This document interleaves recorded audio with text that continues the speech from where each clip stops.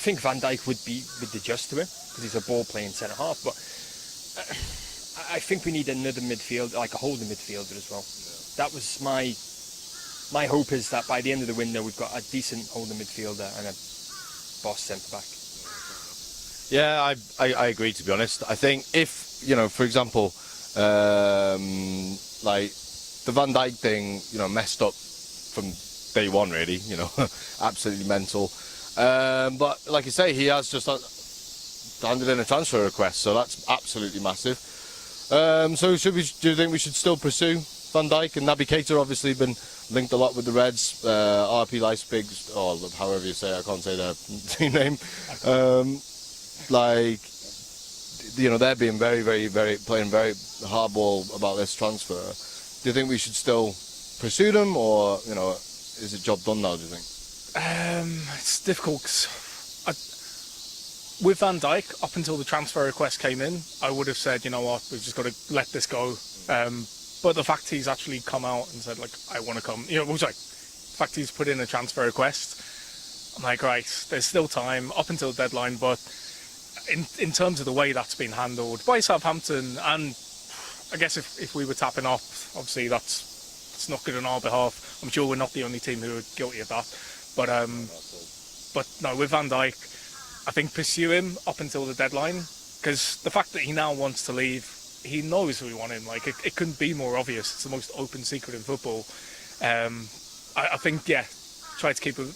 But with Keita, if the price is getting too high, then we've got to leave it. I think we've just got to leave that and say, all right, well, you had the chance to do business, you didn't take it. Unless he hands in a transfer request and we can get a reasonable price. But Van Dijk, say to Southampton, 50, 60 million, that was our offer. He wants to leave now. If you don't sell him, well, you're going to stick him in the reserves, pay his wages when you could just cash in now. Sorry, going on there, but sorry. No, yeah, fair enough. John, let's imagine, worst case scenario, we don't sign either of them. Could we cope without them, do you think? Well, we can definitely cope. I think we can always cope. It's just nothing's changed from last year, really, has it? I mean, we've got better attackers now, but it's like the link between the attackers and the defence it's exactly the same. So you've got to think where you're going to improve on that. You know what I mean? I mean, like last year we did really well, to be fair. I don't think we'll do any worse, but it's one of them. If you've got the opportunity to fix something now, you just got to fix it. I think, and not only that, with Van Dijk, he's probably potentially one of the best centre-backs in the Premier League, right? Well, maybe not at the moment. So you're stopping other people getting, like your City, your Chelsea and whatnot, getting him. Which makes you wonder why Man City haven't really gone for him. But, you're stopping the competition and you're improving yourself. So it's one of them where we can cope, but we need those weaknesses filled in. Yeah, I think for me, one of our obvious biggest problems last season was conceding, stupid goals from set plays, especially.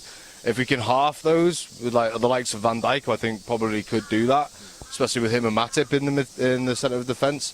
That's going to put us up 2 places already, potentially in the Premier League. You know what I mean? So I think it is a massive deal. I think we have. I've been pretty confident that we'll get him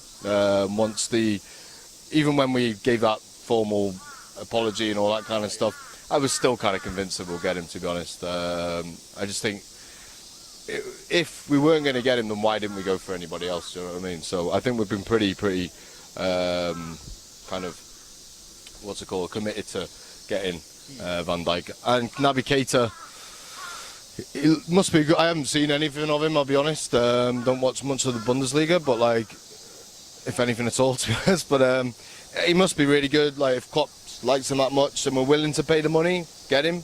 But we'll see how one goes. It's 50-50 really, I think, whether or not we get him.